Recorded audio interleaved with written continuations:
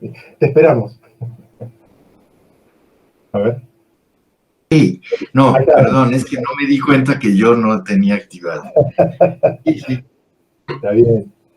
¿Qué tal? ¿Qué me decías? No te escuché Me bien. habíamos zumbado los oídos porque estuvimos leyendo algunas cosas y recorriendo algunos de tus libros. Así, muy someramente, ¿no? Pero haciendo como unos vistazos y también conversando sobre cosas que suscita tu trabajo, ¿no? No sé, por Bueno, ejemplo, sí, pues, claro. Había distintos testimonios recién que ahora supongo que retornarán, que tienen que ver con eso, con esto que estás haciendo ahora, por ejemplo, que es el seminario, el curso que tiene que ver con los cantos y la curación, ¿no? Que para mí es como un par central. No sé si quisieras contarnos algo de eso, para empezar.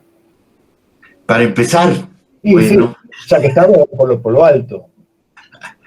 bueno, pues sí, miren, bueno, ya varios de ustedes creo que ya lo conocen. Hola, hola a todas y a todos. Los veo aquí en la pantalla. Pues mira, lo que, como bien sabes, hace unos años me puse a hacer, se me ocurrió hacer una colección de libros virtuales, ¿no? Sí, Eh, Sobre etnopoéticas, ¿no? Nombre, pues que tomé obviamente de esa disciplina que se inventaron allá por los años 70, 60, 70, Jerome Rothenberg y Dennis Tedlock, sobre todo, aunque era un grupo más amplio, ¿no? De poetas. Jerome Rothenberg, poeta estadounidense, obviamente, y Dennis Tedlock, que era antropólogo, etnólogo, ¿no? Especialista, entre otras cosas, en los mayas, ¿no? claro. Pero bueno, era un grupo más grande que durante los años 70 hizo una revista que se llamó Alcheringa, bajo esa idea, ¿no? De hacer un trabajo de etnopoéticas desde ambos ángulos, haciendo que se cruzaran pues la investigación, pero sobre todo la creación, la traducción e incluso la antologización, porque pues la revista era un poco eso, pero ya había hecho Rothenberg sus primeros grandes volúmenes en esos años, de sus primeras grandes antologías, ¿no? La primera de ellas llamada Technicians of the Sacred, justamente, que es pues un título muy cercano al del libro de Mircea Eliade las técnicas arcaicas, el chamanismo, las técnicas arcaicas del éxtasis. Entonces era lo que llamó, lo que llamaron poesías tribales, poesías poéticas rituales, yo diría hoy, del mundo, que a mí me pareció apasionante, ¿no? Por cierto, yo la primera vez que me enteré de eso fue de un amigo, Rodolfo Mata, que me lo recomendó a partir de un consejo y muy indirecto de Haroldo de Campos, que estaba muy interesado en... ¿Qué dices? Perdón. Rodolfo, traductor de gran poeta. Sí, sí, claro. Rodolfo Mata, que es poeta, traductor, investigador en el mismo lugar donde yo trabajo, ¿no? En el Instituto de Investigaciones Filológicas de la UNAM. Bueno, entonces me atrajo muchísimo eso, ¿no? A mí siempre me interesaban las poéticas de las vanguardias y yo daba clase de literatura colonial mexicana. Y bueno, el caso es que me puse a hacer esa colección con unos amigos primero, que hoy en día dirigen, luego le seguí yo solo, pero hoy en día estos amigos dirigen este lugar muy interesante que es el Laboratorio de Materiales Orales de la UNAM Morelia, de la ENES Morelia, ¿no? Que es excepcional por ser un laboratorio de humanidades, ¿no? Sobre todo ellos se interesan en las cuestiones de oralidad y sobre todo de narrativa oral, aunque no solo. Entonces yo me seguí con mi proyecto y a la larga ellos muy generosamente aceptaron poner dentro de su gran proyecto, incluir esta especie de biblioteca, esta serie de libros virtuales que se fue haciendo durante el tiempo con diferentes grupos, alumnos que eran mis colaboradores, ¿no? Y hasta la fecha, y que resultan ser gente muy buena.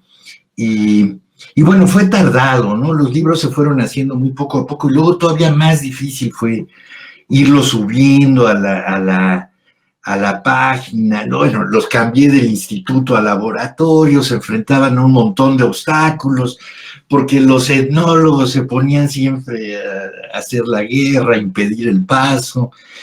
O sea, era un trabajo, decían, no, pero es que esto no es etnología. Bueno, cuestiones bastante, ay, no, de lo que es el mundo académico real, de la vida real, ¿no? Entonces sí fue bastante desesperante, buscamos salidas en el laboratorio, en cambio, en ENE son muy innovadores, ¿no? Entonces ahí encontró un lugar muy adecuado y seguimos llevándolo. Aún así ellos tardaron mucho en subirlos. Y bueno, digamos que del año pasado para este año empezaron a subirse mucho más rápido. Entonces yo tenía que dar un curso ahí mismo, un curso de licenciatura en esa carrera que es de literatura intercultural. Y dije, bueno, como estuve dando unos cursos virtuales el año pasado pues resultaron bastante interesantes, ¿no? Sobre Antonin Artaud, El teatro y la peste fue el primero, ¿no? Y entonces yo dije, bueno, ¿por qué no lo abrimos? Y se los propuse a los de la ENES y les pareció bien, así que entró bastante, en vez de los 3 alumnos que iba a tener, ¿no? Pues hay bastante gente, artistas, investigadores, o sea, todos los que quieren, ¿no? Sí, en una onda mucho más abierta y la verdad mucho más interesante. Están incluidos también los estudiantes. Hay profesores, algunos retirados, otros son estudiantes de licenciatura y esto resulta muy bien. Entonces, pues yo dije, pues vamos a hacerlo en relación, el curso, en relación con la colección. Y yo voy exponiendo algunos temas aparte, pero también algunos temas relacionados con la colección, como la semana pasada que estuviste tú, bueno, que tradujiste uno de los libros, que es el de José Liviana, de Rosa Barroca, que es un libro maravilloso y que mucho tiene que ver con la cuestión del barroco, y entonces, incluso invitar gente, ¿no? A que hablaran y no nada más yo. Varios de ellos estudiantes, que están haciendo trabajos muy buenos, o que hicieron libros, antiguos estudiantes que hicieron libros, porque yo quería que ellos colaboraran desde el principio, no solamente, digamos, de ayudantes, ¿no? Sino haciendo, redactando, investigando, todo. Y bueno, se me ocurrió que era muy interesante relacionarlo de alguna manera con esto que decías de canto y curación, porque bueno, uno de los temas aquí son las poéticas chamánicas, que de por sí mucho tienen que ver pues con el aspecto de la curación terapéutico, ¿no? Y entonces me traté sin forzar las cosas, relacionarlas, enfocarlas un poco, relacionarlas con eso, pues dado la situación mundial que vivimos desde el año pasado y que seguiremos viviendo, ¿no? Entonces yo creo que eso resulta muy importante, no que se haya profundizado tanto en esto, sino marcar las conexiones, porque, o sea, definitivamente yo creo que, por un lado, la relación de las poéticas con lo curativo es muy importante, ¿no? Bueno, las poéticas las terapéuticas chamánicas es evidente, además a niveles muy diferentes, pero hoy en día como que hay que pensar este tema de la salud, de la enfermedad, de la terapéutica, de maneras más profundas, ¿no? Y ya no solamente bajo el aspecto de las cuarentenas y el encierro. Es casi como un castigo. Sí. ¿Qué decías? Te oigo un poco con resonancia. También sí hay como no, decía que casi como un castigo es, digamos, esa visión, ¿no? Como encima que viene el virus hay un castigo, hay como una cosa de reclusión. Ahora, claro, porque la palabra curación es enorme también, ¿no? Yo creo que en el gesto, quizás es muy naif lo que voy a decir, pero en el gesto mismo, lo veo en todo tu trabajo y lo veníamos comentando hace un rato antes de que te sumaras, el tema de conectar cosas, ¿no? Que aparentemente distantes. Ese gesto sináptico ya me parece como la práctica misma de lo curativo, en la voluntad, digamos, ¿no? De encontrar la forma de conexión. Como recién te referías también a marcar las conexiones, ¿no? Lo Bueno, veo. sí, sabes que para mí eso de las conexiones es muy importante y se me da además, o sea, no, se me produce, no es que, no es nada deliberado, digamos. O sea, lo hago espontáneamente y bueno, a veces con mayor o menor fortuna y bueno, lo he defendido un poco también como programa porque a la hora de defender los libros hay que argumentar desde algún lado, ¿no? Pero en realidad para mí es algo, ay, bueno, que me encanta. Efectivamente, bueno, no sé de qué manera, pero sí, es una cosa pues sí, curativa, de salud, de libertad, yo diría, Ahí va, de, ahí va. de salir de encierros, ¿no? Exactamente, de muchos O sea, sentidos. para mí hay cosas poco, o sea, es muy aburrido hacer análisis de texto, como dice un buen amigo que es Martin Linhart, qué cosa tan aburrida es el texto y agarrar el análisis formal del texto, ¿no?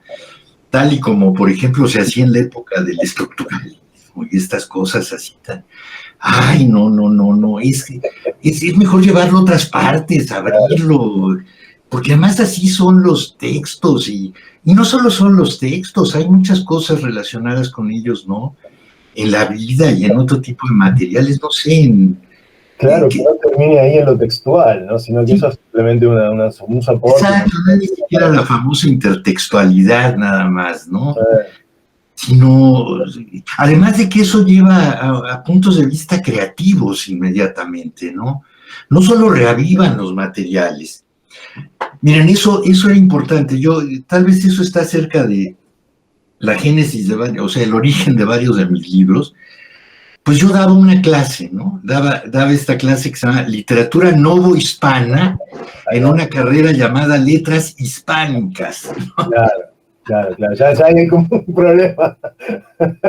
Totalmente, ¿no? Una vez me decía, pero ¿cómo quiere usted meter letras indígenas? No es raro, dice, si se llama letras hispánicas. Bueno, Indígena. ese es el problema, ¿no? Entonces, realmente es un punto de vista muy colonizado, ¿no? Ahí sí que se puede decir. Y peor que eso, como nos decía tanto Hugo Gola, ¿no, Juan? Este asunto del dominio español en México que es realmente muy notable, ¿eh? O sea, la condición virreinal de México, ¿no? Porque aquí está el tema, hasta la palabra, incluso la palabra colonial se evita, ¿no? Para hablar de esa materia. Yo dije literatura colonial, pero en realidad se llamaba novohispana. Claro. Y la mayoría le llaman virreinal, ¿no? Como tratando de decir, no, esto no era una cuestión claro, no era americano. Colonial. Entonces yo daba ahí la clase y lo primero que me encontré, decía, bueno, yo siempre quise aprender el náhuatl y entrarle y tomé algunos cursos, pero nunca, la verdad. Esa es una falla tremenda, ¿no? Yo pienso que sería muy necesario conocer lenguas indígenas, llamadas así en general, ¿no? En México hay una gran literatura, o sea, hay un corpus de textos riquísimo, pero en letras imposible, ¿no? Ahí se estudia latín y griego. Claro. O sea, no se estudia latín y griego. Hay una materia de latín y griego que hay, te enseñan las bases, ¿no?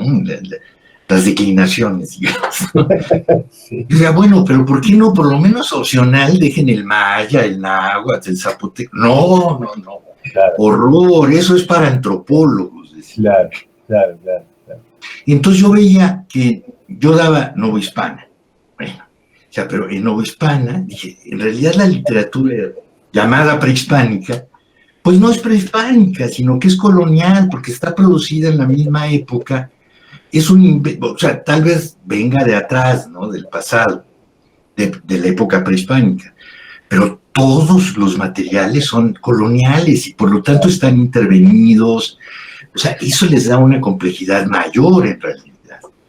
Pero estas formas de la historia, de la literatura, totalmente caduco para mí, ¿no? Es totalmente inútil esa manera de ver, de historizar.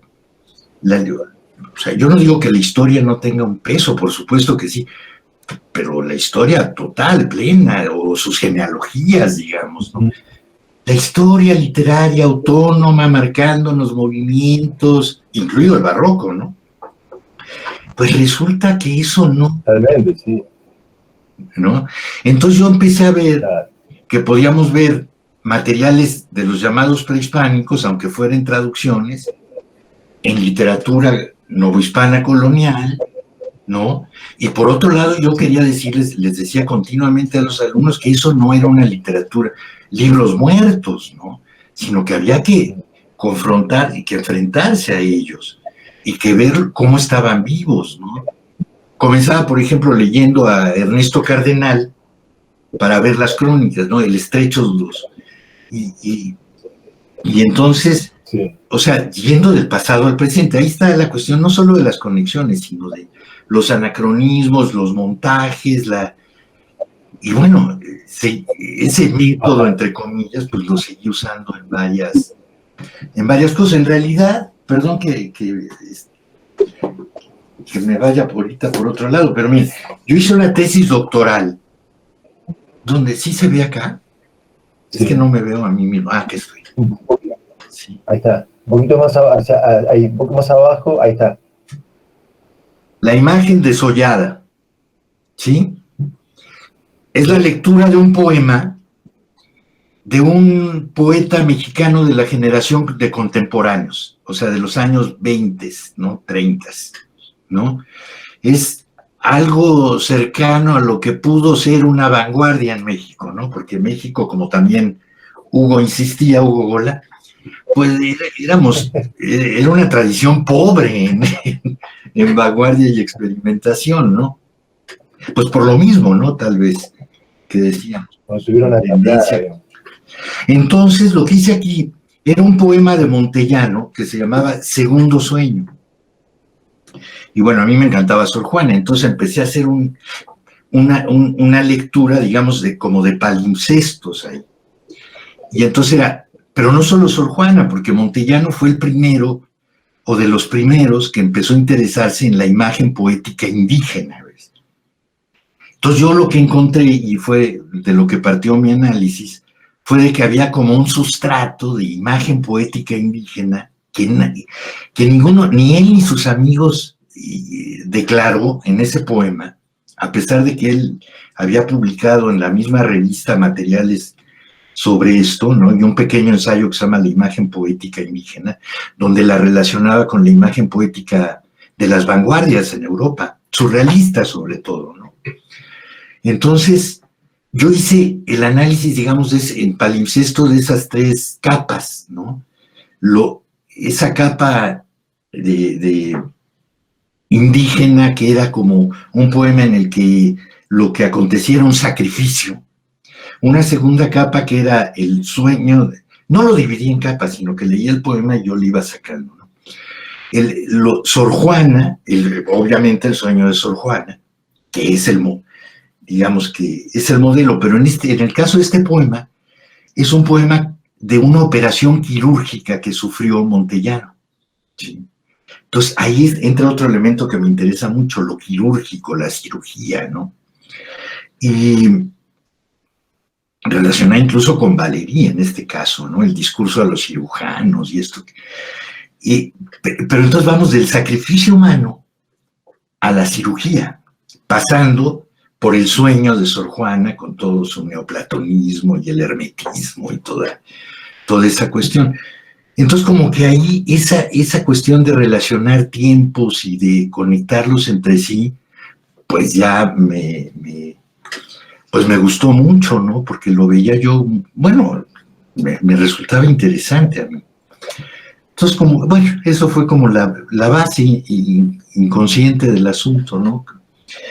Ya cuando empecé con lo demás, pues seguí haciendo ese tipo de conexiones, por ejemplo, ya con lo de, incluso en el caso de Perlunger y otros libros, ¿no? Pero... ¿Quieres contar un poco de eso también? Sí. Dale, cómo no. Dale, cómo no. ¿Cómo? Si quieres contar algo del trabajo. Bueno, es que ahí ya me lleva... Sí, ya voy. Entonces, bueno, si se fijan, de hecho, algo que no dije, la tapa de este libro es una pintura de Palen, ¿no? De Wolfgang Palen. Son de sus pinturas, es una que se llama Orfeo, que está dedicada a Orfeo, ¿sí? Pero el descenso de Orfeo, que yo relaciono con la lectura del poema y con los poemas de Rilke también, de los sonetos Orfeo, pero es de una serie del arte totémico, digamos, de Palen, ¿no? Que fue otro artista surrealista que, bueno, hay un libro publicado en la colección, Adugo Viri, ¿no? Que pueden ustedes encontrar en la página, que son los textos de arte totémico que publicó en su revista DIN, Palen, que fue otro artista, digo, surrealista, es decir, perteneciente a estas vanguardias históricas, ¿no? Que vivió en México mucho tiempo, que hizo esa revista y luego se interesó profundamente y de una manera muy seria en esta cuestión del arte de la costa del Pacífico Norte, ¿no? O sea, donde existen los tótems, ¿no? Justamente. Entonces, él viajó allá, se conservan algunas filmaciones que él hizo ahí, dedicó un número doble, el llamado número amerindio, a ese pasaje, a ese viaje, y hizo trabajo muy serio sobre esto, ¿no? O sea, una cuestión de arte, pero muy vinculado nuevamente a la etnología, ¿no? En un momento de su vida en que ella estaba bastante más allá, por otro lado, del surrealismo, y más bien era como un precursor del expresionismo abstracto, ¿no? Entonces, bueno, en fin, como ven, van saliendo cosas así por todos lados. Aquí lo retomamos, pero ya en ese libro, pues yo lo encontré muy relacionado con la posición de Montellano. Por ejemplo, Montellano es muy interesante también porque él tampoco, yo le reprocho un poco, bueno, tiene una obra como no realizada, ¿no? Es un proyecto muy interesante, sin llegar a ser el gran poeta, pero a mí me parece muy interesante lo que él empezó a hacer. Y esa serie de sueños, hay un primer sueño, un segundo sueño y luego apuntes para un tercero, es realmente interesante, pero sobre todo la excavación, la exploración que hace de lo indígena es muy original acá, ¿no? Y luego descubrí que un sobrino de él, me parece, es después, años después, se dedicó, con el mismo nombre que él, Bernardo Ortiz de Montellano, se dedicó ya de plano a la antropología. Y tiene un libro sobre nutrición azteca que se publicó en el Fondo de Cultura, donde llega a hablar del sacrificio humano como una forma casi terapéutica, ¿no? En realidad, y nunca habla tampoco del poeta, de Ortiz de Montellano, ¿no? Entonces yo decía, pues lo que hace falta es que sí haya más investigación etnológica, a la vez que poética, ¿no?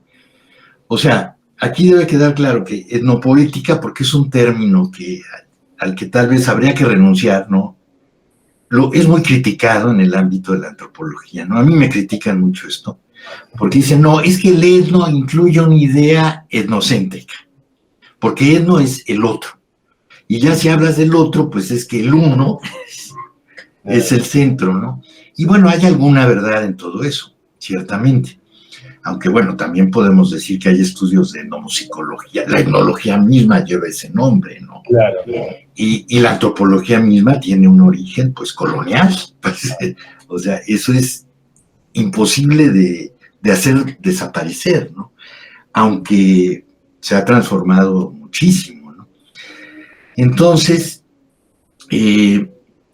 bueno, quedó el nombre de etnopoéticas, que después, pues, a partir de mi interés en los textos de Rothenberg, que en esos años tradujo acá en México Heriberto Yepes, un poeta y crítico muy cercano, muy amigo cercano de Rothenberg allá en Tijuana, San Diego, ¿no?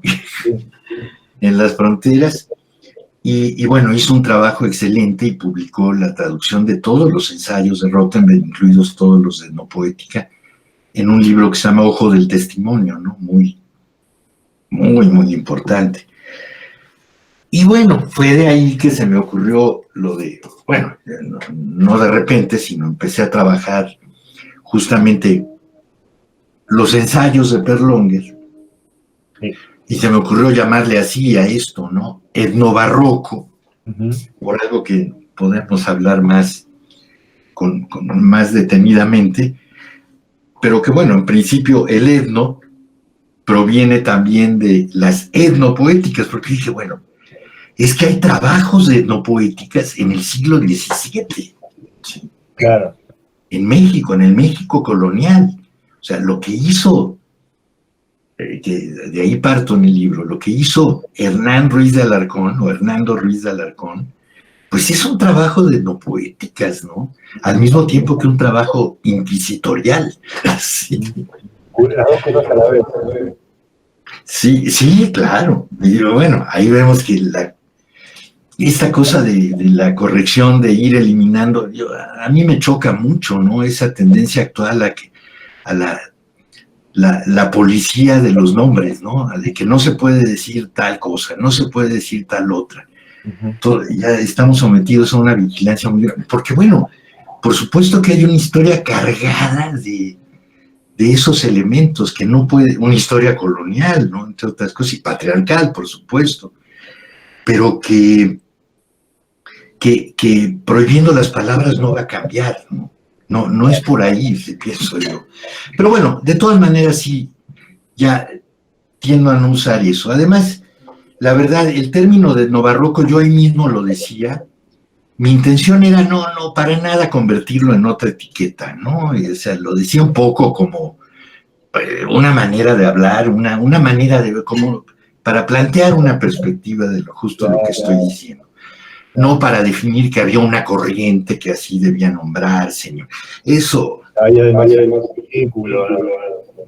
Otro casillero. Sí, pues mira lo que ha pasado. Que no es así. El neobarroco y el neobarroso, ya se vuelven, cuando la cosa es así, pues mejor abandonar, ¿no? Porque... Sí, totalmente. Entonces, esa es... No, que justamente, un poco. justamente esa idea de neobarroso, que se repite como una etiqueta así, porque no sé, pero digamos como que se le da como una connotación así, una justificación acerca del descenso del barroco al tono plebeyo, al lenguaje del barrio, al barro. Sí, claro. Pero en realidad es una butad de Néstor, de que él mismo lo menciona como tal en una entrevista después, ¿no? O en un ensayo más bien. Dice que sí, no lo dudo. Claro, ahora, a mí me resultó, la verdad... ¿Qué? ¿Perdón? No es la puerta de entrada a una nueva subescuela, digamos, ¿no? Exacto, ¿no? Pero la verdad me resultó bastante sugestivo lo de el neobarroso, porque, sí, por supuesto.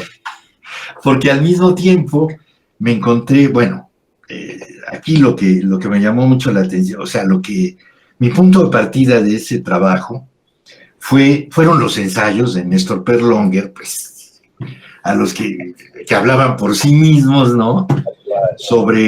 De la poética del éxtasis y de la religión de la ayahuasca, ¿no?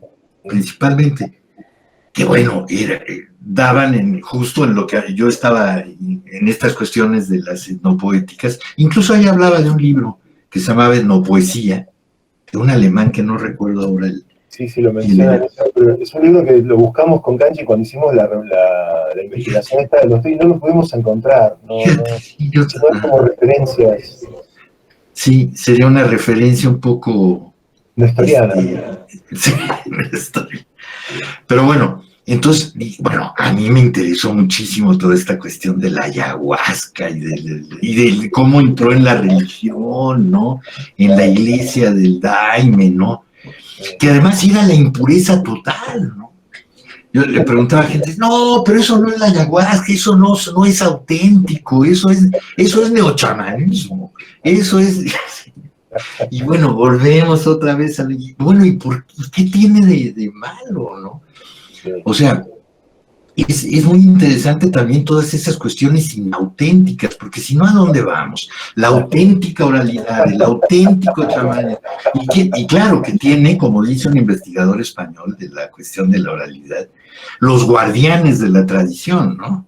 Claro. Que son los que van a vigilar qué es lo auténtico y qué es ya lo inauténtico. Claro, por supuesto. Y bueno, Ahora, aquí ahora en los rituales estos que describen esto, está el tema de los cantos todo el tiempo, de los ícaros y las canciones, ¿no? Que se canta, se utiliza mucho el tema del canto durante todo el proceso terapéutico, justamente, ¿no? Que era algo que a él lo fascinaba también, esa conjunción, ¿no? sí, mira, yo primero,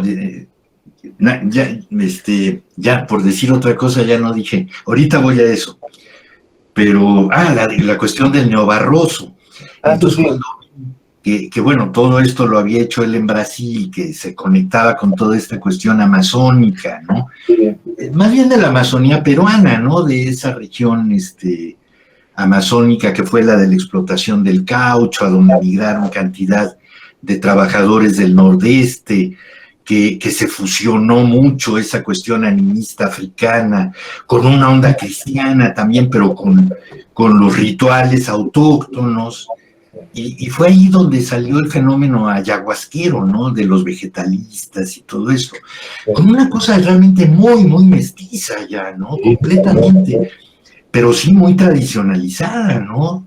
Digo, hoy en día es todo un turismo también ya no, hasta sí, globalizado. claro, sí, sí. De hecho, el propio Néstor en un momento sale expulsado de esa institución también.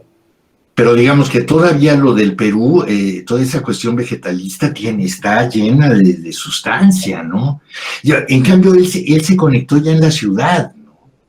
Aunque llegó a viajar a la selva, que era la comunidad esta donde tenían, El ¿cómo se Acre, llamaba? CUP, Acre. en Acre, sí, pero se llamaba algo del cielo, ¿no? Ahora se me El nombre sí, se me va también, sí. pseudo, bueno, pero es muy cerca es en Acre, ¿no? Sí, Ahí viajó él, ¿no? Es muy interesante eso, pero en realidad era un fenómeno urbano, ¿no? sí, Incluso, sí, sí, sí, de los suburbios de las ciudades brasileras, ¿no? Sí, exacto, y fue ahí donde lo conocí. Pero bueno, lo del neobarroso, dije, pues oye, ve uno Aguas Aires, encaja muy bien con la cuestión amazónica, lo del barro, ¿no? totalmente. Todavía más, porque ese río oscuro, ¿no? Que inunda la selva y No, que, es que me parece que el uso, digamos, de la palabra neobarroso, de la noción misma, dicha por Néstor o por quien se acerca con afecto hacia su trabajo y hacia su apuesta, sí es una cosa. Ahora, cuando eso se vuelve, digamos, como una especie de eslogan repetitivo, ¿no? Como que se descarna un poco, ¿no? sí, sí, sí. No, bueno, solo digo que yo lo llevé a lo amazónico, lo de lo Wow, barroso. está buenísimo, claro. Ahí está bueno, sí, ahí tiene sentido, porque es Sí, una experiencia, digamos, no solo la idea acerca de una escuela literaria, ¿no? exacto, no, Hay un no, nada compromiso más mayor lejano. que involucra, digamos, todo lo que él mismo no sabe de sí ahí también. O sea, ese viaje es como, ¿no?, de conocimiento o de desconocimiento, ¿no? En todo caso. Entonces, digamos que eso lleva por varias. Una sola cosa más que es anecdótica, Sí, pero tiene que ver, y es que Néstor inicia toda esa búsqueda a través del Daime en el momento que ella sabe que está enfermo. exactamente, pero a mí no me queda claro, bueno, acláramelo, pero a mí no, sí, o sea, coinciden temporalmente, se yuxtapone uno con el otro, Claro, se pero él superpone. entra a la iglesia ya que se sabe enfermo. Bueno, eso no te lo podría asegurar, no lo sé, pero creo que es posterior, digamos, porque él se entera, digamos, de su enfermedad en París un poco primero. Exacto, yo creo que ya estaba en este proyecto, entonces se entera de la enfermedad y entonces ya coexisten totalmente una Seguramente cosa. ya tenía algunas experiencias, digamos, previas, y del dato de gente conocida que estaba ahí. Sí, no, no, bueno. Entonces, bueno, sí, hay varias vertientes ahí en esta cuestión de Perlonger y el Daime, ¿no? Tú decías de los cantos, y es que, o sea, por una parte están, pues, los ícaros, ¿no? Mencionaste los ícaros o ícaros, ¿no? Sí. Esos en realidad, pues, son los que se pueden llamar cantos tradicionales Ujú. de los rituales de la ayahuasca en la Amazonía peruana, Claro, ¿sí? claro. Digo, con todo lo inauténtico, entre comillas, que ya digo, o sea, o mestizo, Sí, que ya eran, porque definitivamente los rituales puramente indígenas de la ayahuasca eran algo muy distinto a eso, ¿no? Aquí ya era una mezcla. Y hay cantos, hay colecciones de himnos maravillosos, ¿no? Digo, hay muchos nuevos también, pero ya desde principios del siglo XX, ¿no? Que se pueden encontrar en internet, yo los menciono ahí en el libro e incluso creo que transcribo en algún momento algunos. Entonces, esos son los ícaros que siempre tienen una función en los rituales de la ayahuasca de los vegetalistas de la Amazonía peruana, ¿no? Sí. O sea, no hay ritual sin esos cantos, porque sucede lo mismo que él dice de los cantos. Ahora, los cantos que él escucha y de los que habla en esta pequeña iglesia del Santo Daime, que tiene su nombre muy especial, ¿no? Porque no era la única. Bueno, sí, ahora no me acuerdo. Pero uno los puede ver en internet, son rituales totalmente distintos, ¿no? Mucho más influidos por el cristianismo y sobre todo por el cristianismo ya evangélico y todo esto. Eso te iba a decir. Están todos vestidos con túnicas, son colectivos, están con el color de la ropa. Exacto. Y luego está la idea eucarística, ¿no? Claro. Que obviamente eso no existe en los cantos de los vegetalistas, que también están influidos por el cristianismo, pero de una manera más leve, más sutil, no al grado de elevarlo a sacramento, ¿no? Claro. O sea, con ese nombre, claro, como en la iglesia, llamada iglesia del Santo Daime. Finalmente entonces, todos esos componentes van a ser los que van a hacer que él salga de algún modo en conflicto con ese contexto, con ese contorno tan delimitado en el fondo, ¿no? O sea, como que él aprovecha el envión de la ingesta y aprecia cierto nivel estético en esa ¿no? En esa uso de ciertos elementos, de ciertos soportes, pero después es como que sí, se aleja claramente porque termina siendo también otra iglesia, ¿no? Sí, bueno, digamos, además ya sus poemas nada que ver con esos cantos de los que habla. Nada. Él mismo dice que son cantos de un barroco como popular, ¿sí? Bueno, en ese sentido, barroco. Claro, traía colación en ese sentido, viste que, bueno, son emergencias, tienen que ver con adaptaciones que hace la gente, digamos, que concurre a esos lugares, ¿no? Y que eso le había llamado la atención, no como valor poético en sí, sino lo poético mismo en el efecto poético del uso de esos cantos, ¿no? No tanto la corroboración estética, ¿no? Pero bueno, si habla de un valor poético, de un barroquismo, no, ahí no se plebeyo, de un barroquismo popular que está en esos cantos, en esa liturgia, ¿no? Sí, obviamente, además de lo que dice, que es muy importante, de la función estructurante que esos cantos tienen en la liturgia y que eso está igualmente presente, o sea, en los ícaros es lo mismo, ¿no? Y tiene esa función de estructurar, de mantener, para ayudar al control dentro del viaje, ¿no? Digamos, de la experiencia, ¿no? Más allá de... Nos aporta una forma ahí a seguir, ¿no? Una forma moviliza lo que está ahí. Hace que no se pierda o sea, es muy dura la cuestión de la ayahuasca, es bastante peligrosa en realidad, el mal viaje, la cuestión mortífera, el asomarse al abismo, es lo más común en realidad. Además de ser un viaje físico, también bastante tremendo. Porque bueno, la ayahuasca es antes que nada ¿cómo se llama? Estas cosas. Un enteógeno. No, para vomitar. Ah, ok. O sea, tiene esa dimensión purificadora también, física, en el sentido de que órale, a vomitar, a cagar, así, es una cosa... Exacto. Sí, que es gracias a la combinación con otras hierbas que adquiere su potencia visionaria, digamos, ¿no? Justamente los rituales indígenas más auténticos, entre comillas, sí iban mucho más dirigidos a esa cuestión directamente purgante, ¿sí? De purgación, ¿no? ¿Ves? Entonces, como es muy duro en todo sentido y angustiante y peligroso, el canto tiene una función muy importante, igual que el vegetalista, que es el que está ahí dirigiendo eso, ¿no? A través de su acción, de los instrumentos que usa, de la atención que pone y del canto que hace. Sea él u otro el que esté cantando. Entonces, a eso se refiere Perlonger también en los rituales litúrgicos estos de la iglesia, que tienen una función muy semejante, ¿no? Sí, como tranquilizante en un punto también.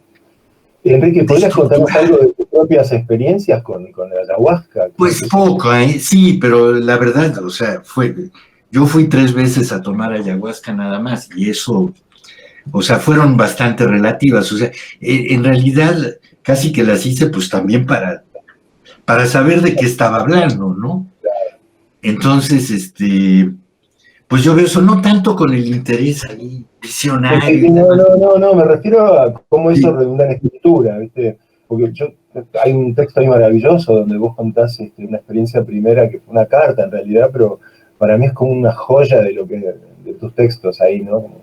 No, pues qué bueno que lo es, porque te lo dediqué a ti, de hecho. De verdad. No, es que la verdad eso fue donde recuperé un poco a través... Pues sí voy a contar un poco mi experiencia, pero... O sea, yo, mira, más que una experiencia visionaria, fue una experiencia física y mental, intelectual, para mí, y poética, importante, ¿no? Yo, aquí lo que me interesaba más eran el ritual, los cantos, justamente, ¿no? Pero en una ocasión, principalmente en una, fui con una vegetalista, una mujer, ahí cerca de Iquitos, a la que me llevó una chica que me la recomendó muy bien, ¿no? Porque era una cosa, digamos, muy seria, ¿no? Y estuve yo solo ahí todo un día hasta el día siguiente, y fue muy impresionante, porque ella misma me decía que lo que pasaba es que yo era demasiado intelectual, ¿no? Y yo me la pasaba contándole de lo que yo estaba experimentando, que era una cosa como de estar muerto, estar enterrado. Yo estaba realmente pensando muchísimo en esta cuestión del poema de Montellano, ¿no? Que cita directamente a Sor Juana. Esa cuestión de Sor Juana, lo que más me gusta es la primera parte, que es el sueño fisiológico, donde el cuerpo entra como en anestesia, ¿no? Porque en Montellano es una anestesia, es éter lo que tiene, y es un sueño artificial, ¿no? Anestésico, que es una forma de misticismo, ¿no? Según William James también, es interesante. Pero Sor Juana lo habla como este adormecimiento, el que está vivo y muerto al mismo tiempo el cuerpo, ¿no?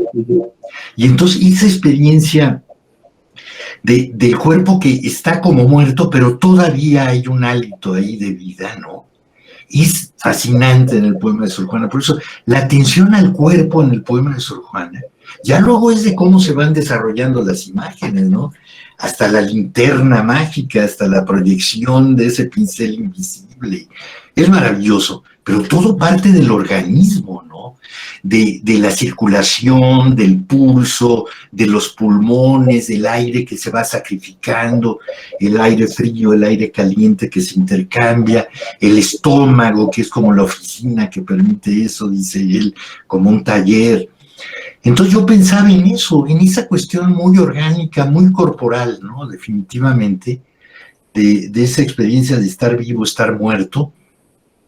Y entonces yo le hablaba a la vegetalista de Sor Juana, ¿no? Por ejemplo, platiqué mucho con ella acerca de esto, y sí, pues, sí se interesaba, ¿no? Además, como era mujer ella también, y tenía puesta la Virgen de Guadalupe, aunque era del Perú, ¿no? Entonces sí tenía esa dimensión de la planta muy, muy femenina en ese sentido, ¿no? Bueno, con una presencia personal de la planta, que esa, en las 3 ocasiones lo vi así, o sea, ya viene, o sea, es como si la planta entrara en el organismo, ¿no? Entonces, pues fue un revivir eso, y en el texto que tú dices, pues era reproducir de alguna manera esas conexiones cuando en un momento en que tuve que hacerme una serie de análisis, ¿no? Que me remitieron nuevamente a la cuestión quirúrgica de Montellano, ¿no? Que efectivamente había sido intervenido quirúrgicamente, Entonces, en el momento de esos estudios, de esas tomografías de todo el cuerpo que te meten unos tubos y estás ahí como en una especie de ¿cómo se llaman las de los egipcios? De estas, sarcófago. Sarcófago. Y entonces yo recordé muy claramente que en la otra de las 3 experiencias que tuve, esta fue con un amigo italiano que había vivido varios años en Iquitos y conocía muy bien a la gente de ahí, y él me invitó a ir con otro vegetalista, No. Ahora se me escapa, fíjate que, perdón, pero se me escapa el nombre, él es uno de los principales especialistas en churata, en Gamaliel. Sí. Bueno, perdón, es una pena. Bueno, es un buen amigo y él me invitó a ir ahí. Y ahí sí fue una experiencia más colectiva, había mucha gente, locales y no locales, ¿no? Y bueno, fue una experiencia tremenda, ahí sí como que consumí más y fue tremendo, ¿no? O sea, y yo sentía realmente como si fuera una autopsia, ¿no? Ahí, y entonces yo recordé mucho eso en el momento del sarcófago, de estos estudios, pues mucho más recientes, ¿no? Porque yo recordaba claramente que en esa ocasión yo había sentido una serie de, como si me hicieran como si, bueno, tengo que decirlo, si el cáncer que me detectaron después hubiera ahí aparecido en la forma de que me dolía mucho aquí, por ejemplo, que es muy cerca de donde después me apareció un melanoma, ¿no?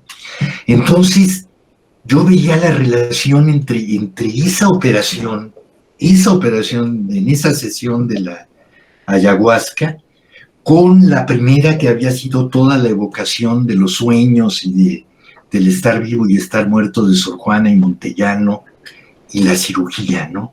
Entonces, ahí como que lo traté de hacer, pues son como 3 páginas, ¿no? Sí, exacto. Entonces, de hecho, mira, hace 3 días me acaban de dar el libro,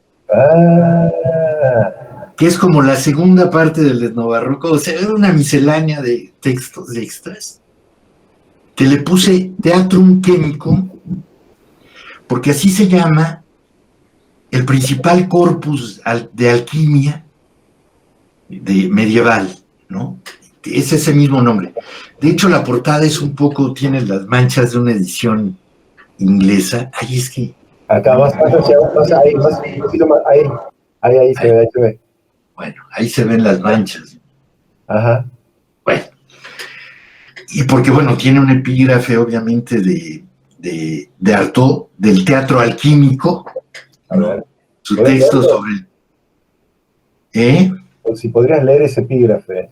Ay, pero está en francés, y ya no lo puse en español. Lo que pasa es que mi pronunciación francesa es infame. No te vamos a poner en... Bueno, lo voy a traducir. Bueno, eso sí. Ahí donde la alquimia, con sus símbolos, es como el doble espiritual de una operación que no tiene eficacia sino sobre el plano de la materia real, ¿sí? Sí. Un doble espiritual, una operación que tiene una eficacia en el plano de la materia real, o sea, que opera sobre la materia, sobre el cuerpo, digamos. El teatro también debe ser considerado como el doble.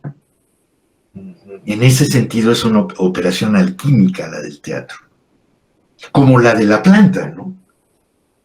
De otra realidad peligrosa y típica, en que los principios, como los delfines, y pensé en los delfines amazónicos, ¿no?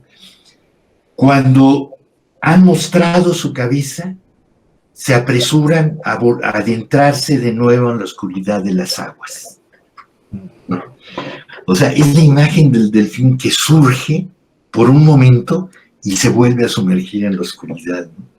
Bueno, me gusta muchísimo, como una metáfora de la función alquímica del teatro, ¿no? Y bueno, la visión que por un momento se produce, ¿no? Entonces lo que yo introduje en este libro, sí, les voy a mencionar un poquito, puse los textos de Hernando Ruiz de Alarcón, que me gustaría luego hablar de ellos, porque realmente eso es lo que conecta mucho con la onda del barroco, ¿no? Del Tratado de Supersticiones de Hernando Ruiz de Alarcón, que es una obra extraordinaria, y que forma la primera parte del otro libro, del etnobarroco, ¿no? Para luego hablar de uno de los conjuros, analizo uno de los conjuros que es sobre los daños del deseo, ¿no? Que me clavé, hice un trabajo muy largo sobre ese conjuro a nivel así de poema, de traducción, porque hay varias traducciones, y bueno, una es de Alarcón, la otra es moderna, de López Austin, ¿no? De Alfredo López Austin, pero también sobre esta cuestión tan interesante, porque es la cuestión terapéutica, ¿no? Pero en este caso, para un mal psíquico, que es los daños que produce el deseo. Eso me interesó muchísimo, ¿no? Cómo la magia puede servir, ¿no? La magia a la que alude Alarcón, claro, él rechazándola, ¿no? Para controlar los daños que el deseo puede producir, que son muchísimos, ¿sí? A nivel individual y colectivo. Entonces, bueno, yo exploro eso de lo que pude según el punto de vista de los aztecas, ¿no? De los aztecas. ¿En qué consistía ese daño y cómo era posible? ¿Cuál era la idea de someterlo a cierto control? Que ahí está la dimensión terapéutica del ritual y del conjuro mágico, ¿no? Luego pues transcribí el auto sacramental, bueno, porque no hemos hablado del auto sacramental. Luego hice un análisis, una como glosa del poema, así como se hacían de los poetas barrocos, de ir explicando, de desglosarlo, ¿no? Un juego. Perdón, el auto sacramental de Perlonger. Del auto sacramental de Perlonger. Y luego hay un largo diálogo, más bien una especie de casi entrevista, pero es una conversación con Adrián Cangi, ¿no? Que fue el que encontró por primera vez este auto, ¿no? Sí. Y con quien platiqué una vez que vino a México, y entonces, quien lo llevó a la revista Setsen, ¿no? Sí, claro. Y entonces, es un diálogo con él, en el que yo hago una serie de preguntas acerca de una posible puesta en escena del auto sacramental. Esa es una idea que él tuvo, ¿no? De por qué no ponerlo en escena, ¿no? Y entonces quedamos, hay que hacerlo para el futuro alguna vez. Y tiempo después yo pensé en que sería interesante preguntarle cómo lo llevaría, planteándole yo también algunas de las ideas que se me ocurrían a mí, así, para hacerlo, ¿no? Y entonces, pues, es un diálogo, casi 40 páginas con él, en las que él es sobre todo el que habla, que está muy interesante, ¿no? De cómo una imaginaria puesta en escena y en la que además coincidíamos, ¿sí? Porque yo en mi análisis del auto había llegado justamente a la parte de la linterna mágica que les decía de Sor Juana, del sueño de Sor Juana. Por eso, si ven la imagen, claro, ahí está. Es la linterna mágica de Kircher, ¿sí? El hermético alemán que vivía en Roma y del otro lado otra, ¿no? Porque de pronto yo pensaba que esa era la proyección más pura y desnuda del sueño y en eso coincidía con Cangi, porque él llegaba a concluir en algún momento de que presentarlo como en una cámara oscura tal vez sería lo mejor, alejándose de todas estas fantasmagorías que son alucinantes. Sí. Esta es una pintura de Pablo Amaringo, ¿no? Pintor ayahuasquero, que es todo lo contrario, ¿no? Claro. Un barroquismo, una psicodelia, una exuberancia absoluta de las imágenes visionarias, ¿no? Entonces, había tal exceso, ese énfasis en las imágenes, que tal vez lo mejor sería todo lo contrario, ¿no? La cámara oscura, interior por completo. para una especie de teatro de cámara, ¿no? Ujú, ujú. Y bueno, después de eso ya viene ese ensayo, ese texto con el... Ah, no, ese es el último. Apuntes radiológicos le puse al texto que mencionas. Pero antes iba antecedido por ese texto, ese ensayo que mencionabas y que hoy me puse a releer, bueno, ayer y hoy me puse a releer, que está densísimo, que es lo de ayahuasca y alegoría, ¿no? Sí, lo leímos acá, lo leímos en el grupo. Entonces, ese, bueno, yo les confieso que me desborda por completo, y más ahora que ya tiene. Pero bueno, mencionaba yo ahora nada más que el libro apareció ahora, recién me lo dieron la semana pasada. Me dijiste la guitarra mágica, inmediatamente me dispara el cine, y yo creo que vos, me gustaría que si tenés ganas de que te metieras un poco con tu idea de tu práctica del montaje, digamos, el tema del montaje, ¿no? Mira, el tema, sí, bueno, así a Con nivel intuitivo y por supuesto, sí, hasta un poco metafórico. Bueno, no metafórico, no, porque sí, de plano sí. Mira, la primera vez que de plano lo introduje ya como programa, o más bien defensa, fue justamente en el prólogo de Novarroco. Yo menciono esa cuestión del montaje, porque he dicho, bueno, tengo que defenderme aquí, ¿qué estoy haciendo? ¿No? Y no solo es un montaje, porque en primer lugar yo trabajo citando muchísimo, entonces hago ya incluso más bien como un collage, ¿no? Y hago, bueno, en libros más recientes todavía lo llevo más lejos, ¿no? Es una especie de collage, ¿sí? Bueno, en fin, en el que hice sobre el tebanillo, ¿no? Creo que Juan se lo pasé.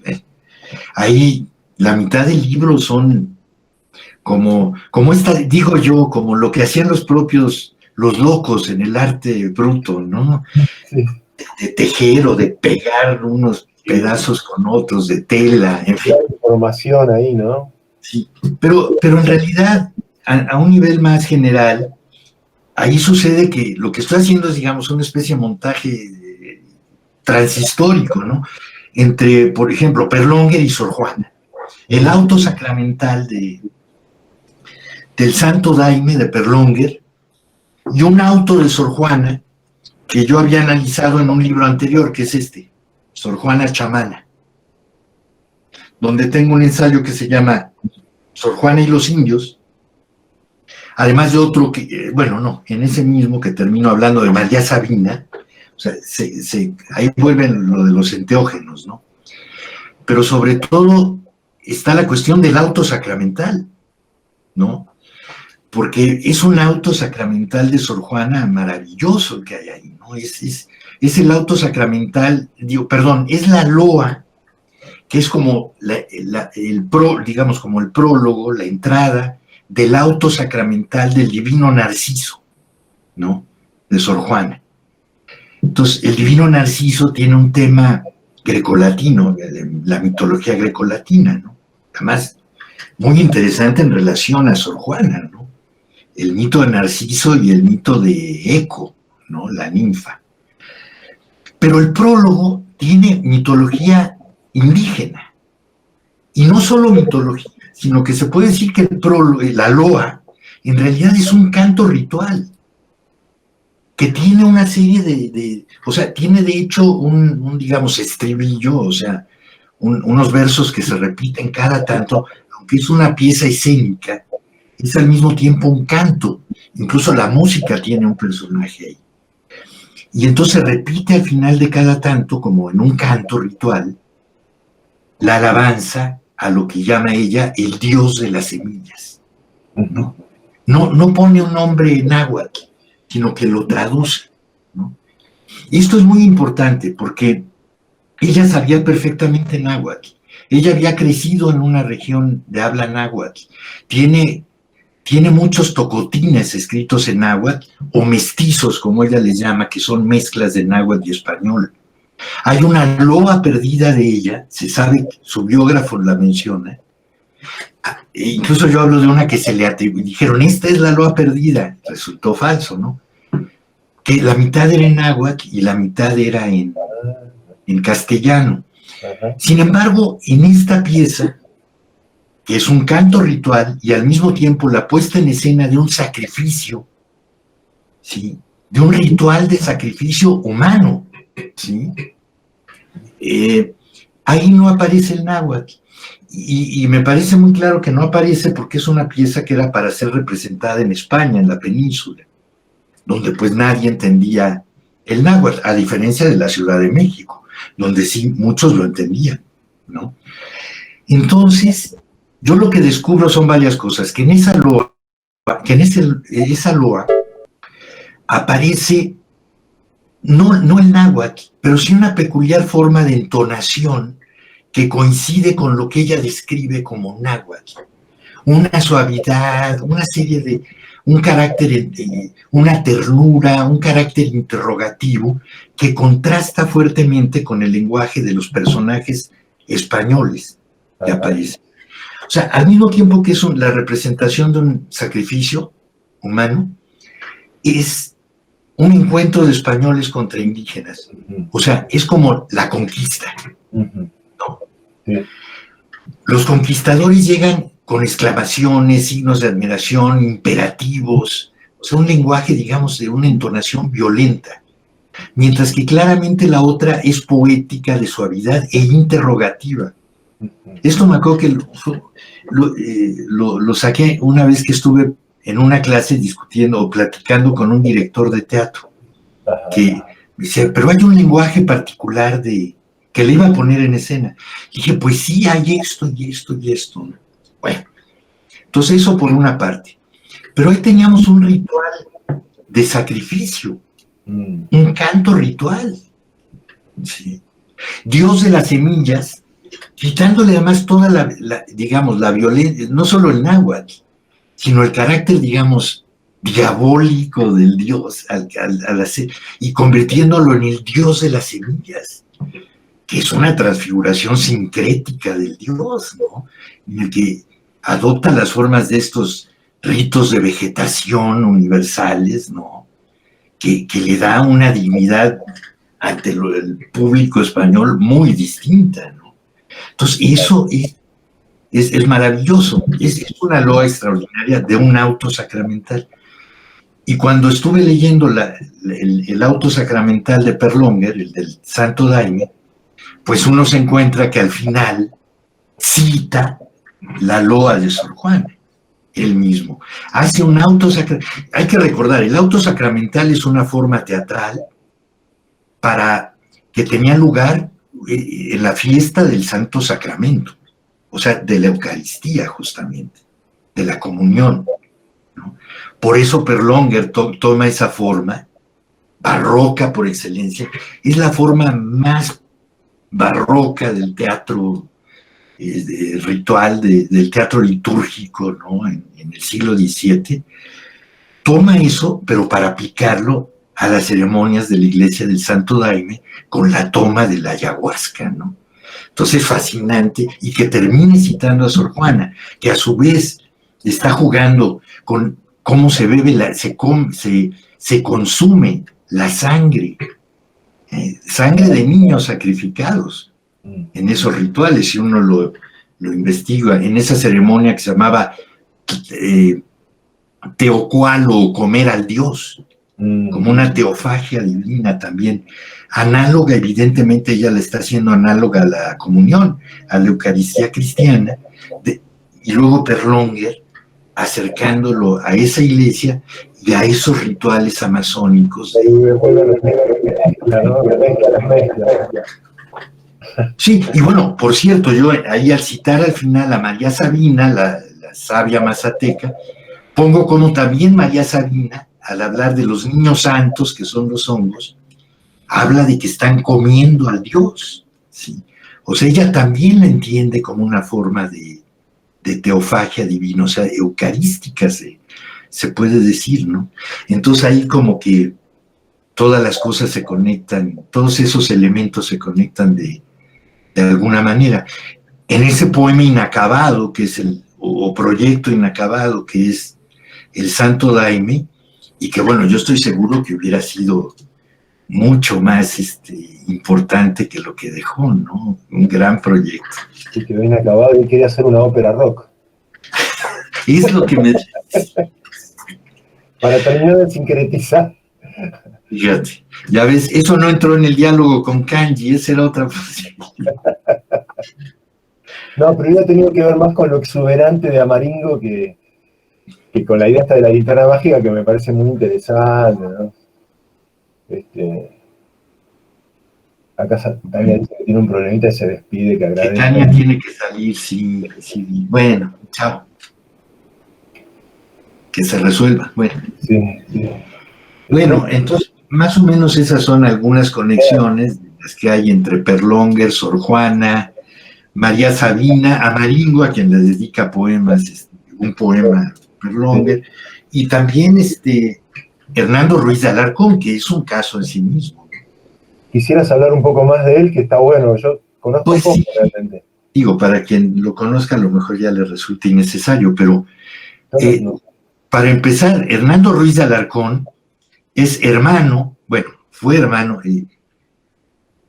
estamos hablando de comienzos del siglo XVII, ¿no? En México, en la Nueva España.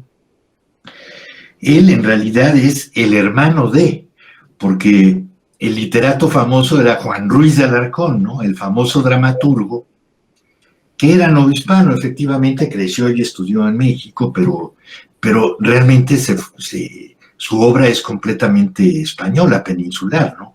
Él se fue a España y fue allá donde trabajó. Es un personaje súper, súper interesante, en muchos sentidos, desde el aspecto físico, ¿no? Que era un personaje grotesco, bufonesco por sus características físicas, ¿no? Ajá. En fin, no me voy a ir con él. Él es el personaje famoso. El hermano, Hernando Ruiz de Alarcón, era un fraile, un sacerdote, ¿no? Más bien. Ambos, por otra parte, se ha visto, o sea, se sabe que muy probablemente venían de una familia judía, ¿no? Había muchísimos judíos que habían huido de las persecuciones en España, en la península, para refugiarse en América y especialmente en la Nueva España. Algunos cálculos son impresionantes de la cantidad de judíos que existían en la Ciudad de México a finales del siglo XVI, ¿no? Una cantidad enorme. Claro que esos orígenes eran sistemáticamente borrados, ¿no? Ellos mismos los borraban, precisamente para eso viajaban, para sobrevivir a la persecución terrible, ¿no? Que había tenido lugar y seguía teniendo lugar, ¿no? Entonces, la familia Alarcón, muy probablemente, hay un libro muy interesante, una biografía de una mujer que se llama Willard King, que ha desentrañado esto en los archivos españoles, por ambos lados de su familia, pero me parece que del lado materno más claramente, provenían de familias de judíos conversos, ¿no? De judíos que emigraron a América, mercaderes tal vez, que emigraron y si bien no fueron perseguidos directamente, sí estuvieron muy cerca de familias que fueron perseguidas, ¿no? Ellos vivieron en una ciudad de acá de la Tierra Caliente, totalmente indígena en ese momento. La lengua que se hablaba allí era el náhuatl por completo, ¿no? O sea, mucho más que el castellano. Era Tasco, una ciudad minera, en la que había una pequeña población española, una gran mayoría indígena. 100 años después de la conquista, estamos en 1621, Hernando Ruiz de Alarcón era, digamos que el párroco de ese lugar, de un pueblo en esa región más bien, ¿no? Entonces, poblaciones además mineras, donde, como dice Willard King, estaba esta cuestión de las transformaciones del metal, de cómo extraer el metal de la montaña, que tenía como resonancias alquímicas, dice ella, estos procesos químicos de la amalgama y demás que eran muy nuevos en aquel momento, ¿no? Muy, digamos, de nuevas tecnologías, ¿no? Entonces estaba esa dimensión alquímica, una presencia indígena lleno de creencias que subsistían desde la época prehispánica y que no habían desaparecido, sino que estaban debajo de las prácticas cristianas. También una población africana, ¿no? Con fuerte presencia animista también, porque en particular en las minas trabajaban muchos africanos, ¿no? Entonces, el mesianismo que existía en esos lugares, dice Willard King y dice Jack LaFay, era sobresaliente, ¿no? Se vivía un ambiente de fin de mundo, además, judíos, ¿no? La familia de Alarcón vivía muy cercana a una familia que fue perseguida y en parte ejecutada en aquellos años, que es la familia de los Carvajal. Se conservan los procesos, un miembro de la familia Carvajal era un poeta hebreo, o sea, que componía en hebreo poesía, pero otros fueron quemados en efigie, perseguidos, se les quitó todas sus propiedades, y vivían en el mismo lugar o muy cerca de los Alarcón. Entonces, se vivía, dicen también, un ambiente mesiánico entre las familias judías que esperaban la pronta venida del fin del mundo, del anticristo y del fin de los tiempos, que no estaba en un futuro remoto, sino tenía fecha pocos años después para ellos, ¿no? Eran familias de criptojudíos que seguían manteniendo los rituales de una manera clandestina, ¿no? Entonces, en parte, por lo menos, otros no, otros eran sacerdotes, era una situación muy compleja, muy terrible también. Los rituales criptojudíos pues ya eran reinventados también porque habían perdido en buena medida la memoria del ritual y se habían transformado. Entonces, ese es el ambiente donde había crecido. Y es el ambiente donde está en un pueblo de la Tierra Caliente, que todavía hoy es Tierra Brava, ¿no? En lo que hoy es el estado de Guerrero, precisamente, ¿no? Entonces, ahí él era párroco. ¿Y qué hace? Llega y empieza a hacer un combate contra las supersticiones, y en particular contra las plantas diabólicas, ¿no? Que eran principalmente dos, el peyote y el ololiuqui, las semillas del ololiuqui. Entonces él establece su propia guerra contra las drogas, digamos, ¿no? Ahí empieza a investigar a todos los que siguen practicando estos rituales, hace quemas públicas de la planta en la plaza pública del pueblo, ¿no?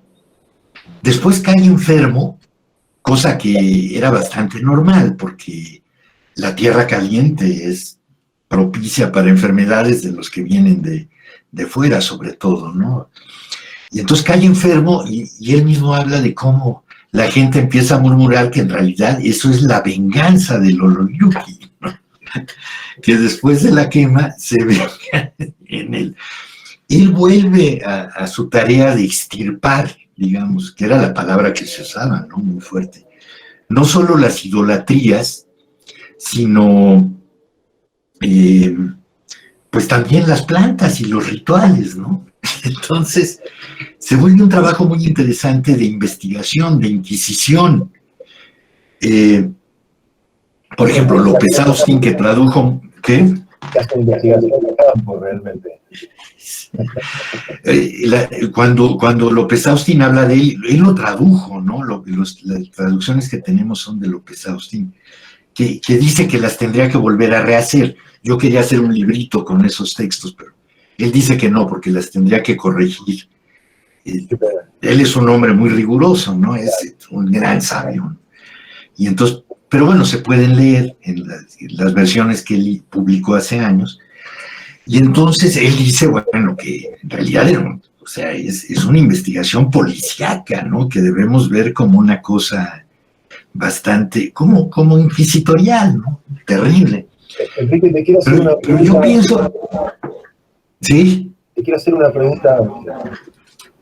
No, es por ti, Enrique, una cosita. Sí. Una cosita.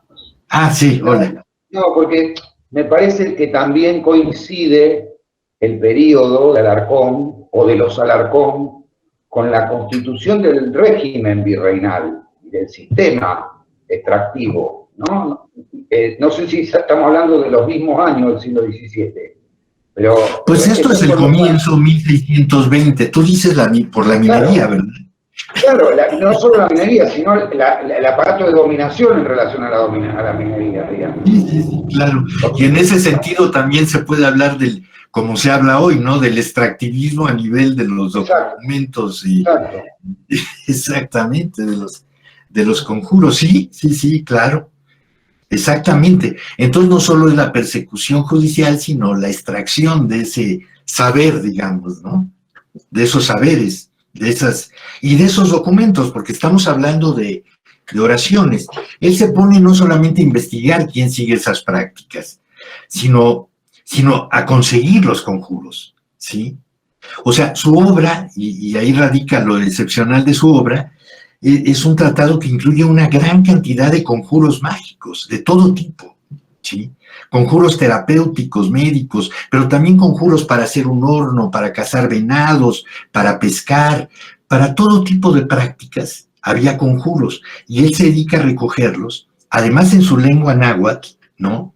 Ahí tenemos otro elemento importante, o sea, él también hablaba y hasta componía oraciones, plegarias, cantos religiosos, ¿no? Cristianos, obviamente, en náhuatl, himnos, digamos, himnos también, ¿no? Entonces, él los recoge por escrito, de oídas, los va compilando, digamos, va haciendo, y es una gran edición, digamos, en los primeros capítulos él habla, por ejemplo, del nahualismo, del fenómeno del nahualismo. Ahí tenemos relatos de historias de nahuales. Pero después empieza a describir sesiones con el peyote, ¿sí? Y hay un momento en que logra de Alarcón, eso se dice, de este Alarcón Hernando, en los años 60, 70, se vuelve más leído que Juan Ruiz de Alarcón, porque interesa ya más, porque es la época de toda esta cuestión, ¿no? Antes de que se volviera otra cosa, ¿no? Ya de que del narcotráfico y la guerra y todas estas cuestiones. La psicodélica. La psicodelia, exactamente. Entonces, se vuelve muy famoso en ese momento porque son descripciones que, por ejemplo, cuando descubren, entre comillas, a María Sabina, un banquero, Gordon Wasson, se encuentran con que se trata de rituales muy semejantes, ¿no? Y que seguían enterrados ahí, aparentemente, después de siglos. Bueno, aquí solo tenían un siglo. Pero entonces él rescata los textos como tales, los transcribe en náhuatl, los traduce, los edita, digamos, con la performance del ritual, digo yo, porque describe cómo se ejecutaban los rituales, acompañados de qué gestos, de qué actos, de qué otras oraciones, explica algunas de las figuras simbólicas que aparecen ahí, o alegóricas que aparecen ahí, o sea, realmente está comentando y explicando también su propia traducción, ¿no? Y hablando de la cuestión terapéutica hasta cierto punto, ¿no? O sea, para qué se usan, en qué contextos. O sea, en ese sentido yo decía que es en el que yo decía que se trata de una obra, una compilación etnopoética en el año 1629, que es cuando está fechado este libro. Ahora, ese libro, además de contener estas oraciones, que son extraordinarias, ¿no? Por ejemplo, la de la cacería del venado es una maravilla, que también la he analizado, o la de los daños del deseo que mencionaba, pero tiene un prólogo, o uno de los, no es propiamente un prólogo, pero uno de los textos que presentan en este libro es muy interesante por lo que ahí dice, ¿no? Acerca de lo que, precisamente, de la metáfora y la alegoría. O sea, acerca del lenguaje de los conjuros, ¿no? Y fue ahí donde pensé yo en jugar con esto, ¿no? Cómo ese lenguaje altamente simbólico, altamente alegórico, propio de de muchos lenguajes esotéricos en muchas culturas, por otro lado, ¿no? Pero que él aquí designa con esos términos, ¿no? De la metáfora y la alegoría, corresponde también temporalmente a la época del barroco, al gongorismo, ¿no? A los tratados de retórica barroca. Y entonces, cómo él se está valiendo, de alguna manera, de esos recursos de una poética, sin ser él de ninguna manera un literato, ¿no? De esos términos, de esa terminología, de ese lenguaje teórico, digamos, para explicar algo que le parece absolutamente imposible de interpretar, ¿no? Entonces, ahí es donde veo que hay también en él una conexión barroca con los materiales. Un interés además en ellos, porque yo lo que iba a decir hace rato también es que si bien existe esta dimensión policíaca o incluso extractiva, ¿no? Como decíamos, como decía Ángel, hay también, yo digo, una atracción inconsciente por este material, una fascinación inconsciente. ¿Cómo es posible que él se dedica de esta manera, con este rigor, con esta exigencia, con estos instrumentos, en su propia condición, digamos, de origen heterodoxo, ¿no? Proveniendo como proviene de una familia judía conversa al menos, ¿no? Perseguida, en una situación, digamos, un poco apocalíptica, límite, en territorios donde una serie de creencias están por todas partes, de creencias mesiánicas, ¿no? Como dice Lafay. Ahí él se siente, digo yo, al menos inconscientemente fascinado por esos materiales en los que se sumerge por completo, ¿no? Explorándolos, describiéndolos, traduciéndolos, ¿no? Y bueno, haciendo una especie de poética de esto también. Así que ahí estaría otra vertiente. Ajá. Enrique, ¿qué tal? Buenas tardes. Hola.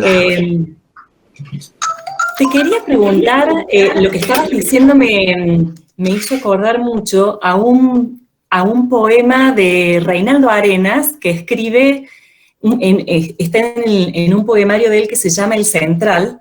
El poema se llama Las Buenas Conciencias y es una carta que Fray Bartolomé de las Casas le escribe a los reyes de España. Y es una carta me hizo acordar muchísimo esto que decís vos de la fascinación y de la, digamos, de la atracción inevitable que tiene el evangelizador, el colonizador, por el colonizado e incluso por su cuerpo. En el caso de este poema de Arenas, Fray Bartolomé empieza a escribir la carta a las Divinas Majestades. No sé si lo conoces, pero... Bueno, te lo cuento porque ahora me intriga, no sé si Fray Bartolomé tomó nota de algún tipo de ritual y en ese sentido puede estar pensado también como un etnólogo también, así de la misma, retroactivamente, ¿no? En esta carta que escribe Fray Bartolomé a las Divinas Majestades empieza a contar, empieza a dar cuenta de cómo está haciendo la administración del Nuevo Mundo, cómo van los indios, etcétera, etcétera, y resulta que es primavera.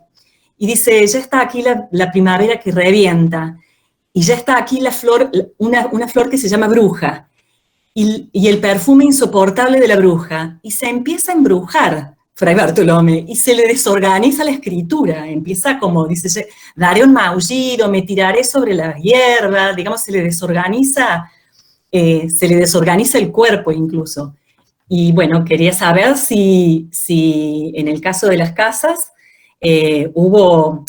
hay algún testimonio semejante, no tengo ni idea, pero me llamó mucho la atención porque puntualmente Arenas lo que remarca es la fascinación que tiene este fraile por la cultura, por lo que está viendo, ¿no? Por lo que se presenta ante sus ojos, los perfumes, los cuerpos de los indios, las plantas, la tierra, bueno, eso.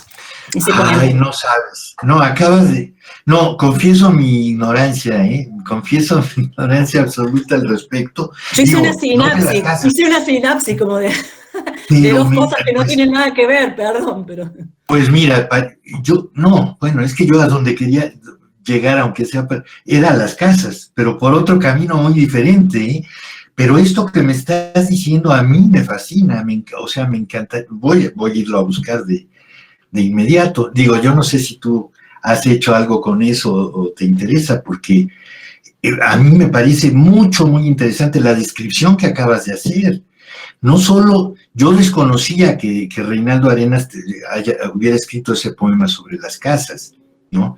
O sea, digamos, yo a mí me encanta lo de Reinaldo Arenas, la conexión con Fray Servando, que es Claro. otro personaje, bueno, pero obviamente pero es un personaje fascinante, absolutamente, a través también de la interpretación de las piedras, de los objetos arqueológicos, ¿no?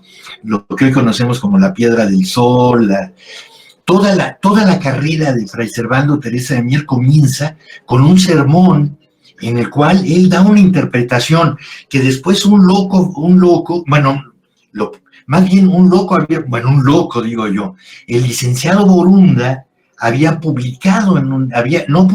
escrito en un libro que se llamaba Clave de Jeroglíficos Americanos, que para mí es una continuación de este tipo de investigación como la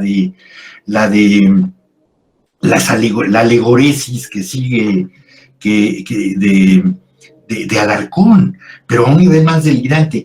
Acude Fray Servando a entrevistarse con el licenciado Borunda, que era intérprete ante la Real Audiencia, me parece, y que tenía esa clave general de jeroglíficos americanos, que es una interpretación absolutamente delirante de esas dos piedras que se habían descubierto, ¿no?, en pleno zócalo de la Ciudad de México. Y entonces de ahí viene su primer exilio y el comienzo de sus múltiples persecuciones.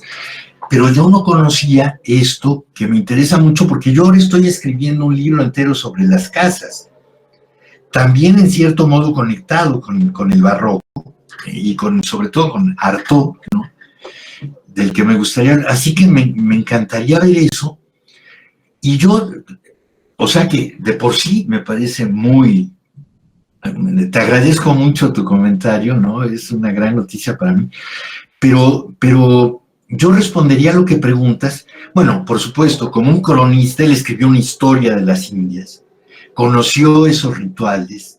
Por supuesto que hizo, como pues, la mayoría de los cronistas, labor de etnólogo a su modo, ¿no? Acá, digamos, lo peculiar de Alarcón es que hace un trabajo sobre los textos que son conjuros. O sea, de poética, ¿no? Eso es lo que es muy excepcional en Alarcón. No son solo los rituales, ¿no?, sino el tomar esos textos, esos rituales que van acompañados de textos, ¿no? En el caso de las casas, pues obviamente, como su fama lo indica, por supuesto que él tenía una gran cercanía con los indios, ¿no?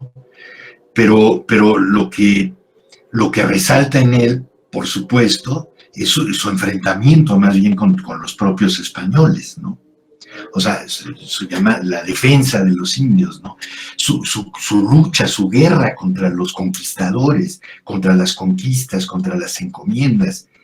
Entonces, en ese camino, él, si bien por supuesto, nunca abandona su perspectiva cristiana de evangelización, aunque sea de manera pacífica como él la propone, él sigue hablando, digamos, como dice Subirát, sigue hablando de una tábula rasa a partir de la cual se creará un nuevo mundo, ¿no?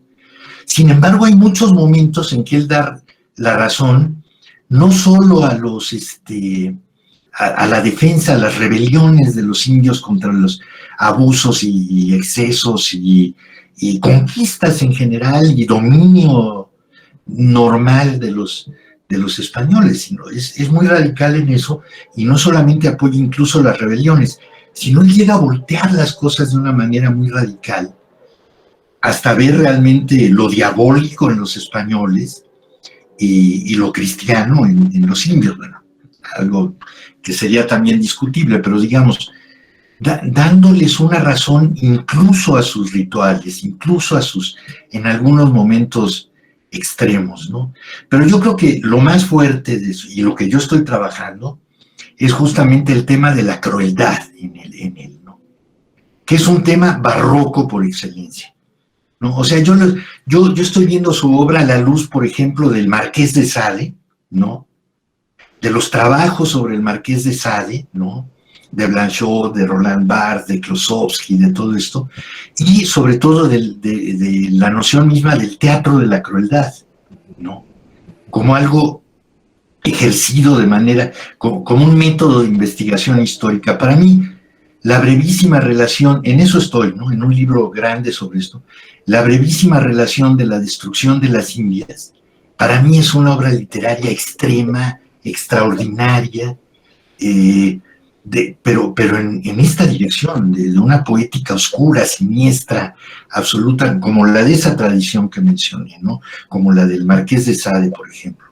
Entonces, la descripción y las maneras de describir y referirse y articular y poner en escena, porque es una puesta en escena ya no solo teatral, sino verdaderamente cinematográfica, a través de un montaje increíble, en la brevísima, de escenas de la posibilidad de la crueldad, ¿sí? Pero como un sistema, en ese sentido, como dice Roland Barthes de Sade, ¿no? Como el árbol del crimen, como algo sistemático. Dice Las Casas que solo había una regla que seguían las conquistas. Le quita el nombre a los conquistadores para que no nos distraigamos con los personajes, para que veamos un poco la máquina de conquista funcionando. De una manera que es altamente escénica, ¿eh? Y que se relaciona también, por ejemplo, hablando de Roland Barthes, con Ignacio de Loyola, ¿no? Que es abordado por Barthes en el mismo libro, Sade, Loyola, Fourier.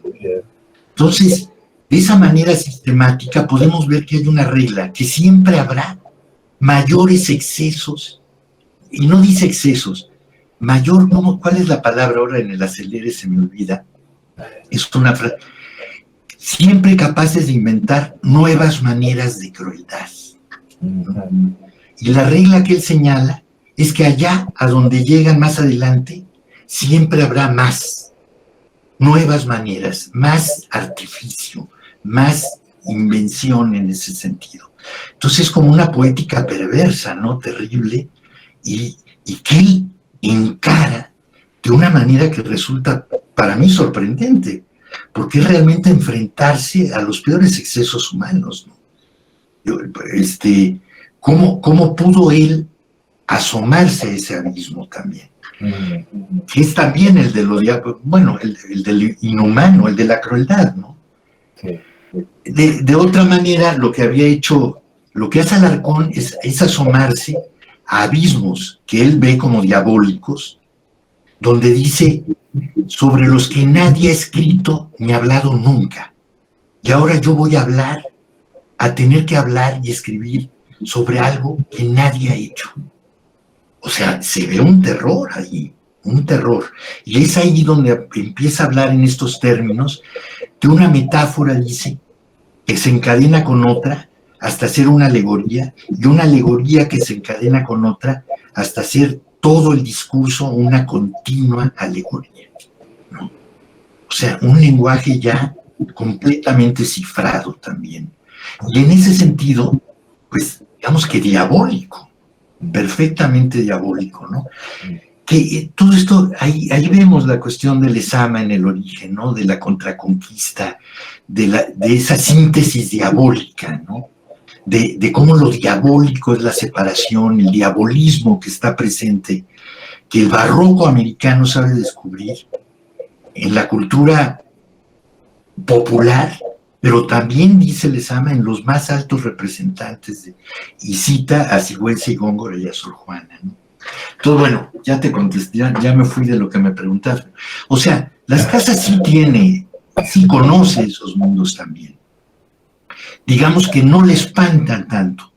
Lo que le espanta es la crueldad cristiana, más bien, ¿no? Él dice, digamos que un poco el lema de su libro es: Cristo envió a que entraran como corderos entre lobos, y entraron como lobos entre corderos.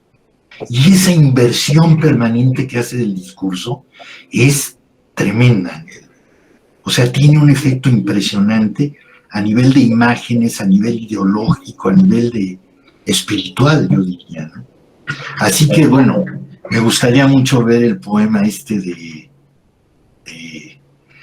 de Arenas, que parece que sí se refiere a una cuestión de un ritual mágico, ¿no? De un hechizo. Sí, un hechizo de una flor. Exacto. Está narrando, está escribiendo y en medio de la primavera se empieza a poseer y se le va a cualquier lado la escritura. Es un poema muy bello. Ahora te escribo la referencia acá por el chat. Bueno, muchas gracias. Muchas gracias. ¿Alguien más Sí. quiere decir algo? Sí. Yo tengo una pregunta. Muchas gracias, Enrique. Yo quería preguntar por el término etno, ¿sí? Que es un término particular dentro del diálogo. Si pensamos, por ejemplo, en los materiales, digamos, de la colonia, es evidente que eso etno todavía pone al otro muy afuera, muy lejano, ¿sí? Nuevamente del centro enunciador, ¿no? Y entonces, claro, el material lingüístico para pensar o el material simbólico termina siendo un material por descifrar, ¿no? Entre otras cosas. ¿Qué pasa con ese término ahora, ¿no? En un momento como el que vivimos, donde precisamente ese otro parece cada vez menos afirmado por el cerco personal, ¿no? Mucho más descubierto, todo esto entre comillas, ¿sí? Mucho más cercano, mucho más en diálogo, ¿no? ¿Cuál es la posibilidad de ese término, de lo etno, en un momento como el que vivimos ahora? Y ahí quisiera pensar también, bueno, ¿cuál es la posibilidad de ese término ahora con su relación poética, ¿no? ¿Cómo, digamos, cuál es el lugar del otro a través de esa perspectiva, ¿no? si lo hubiera, ¿no? En esa relación de tránsito poético que tú exploras, Enrique. Sí, no, bueno, pues es central eso que dices, ¿no? Es lo que yo mencionaba también y es muy complicado y la verdad no sabía, mira, precisamente en las sesiones de etnopoéticas ha sido desde la primera clase, yo lo presenté de una manera en que abría el término a la crítica, ¿no?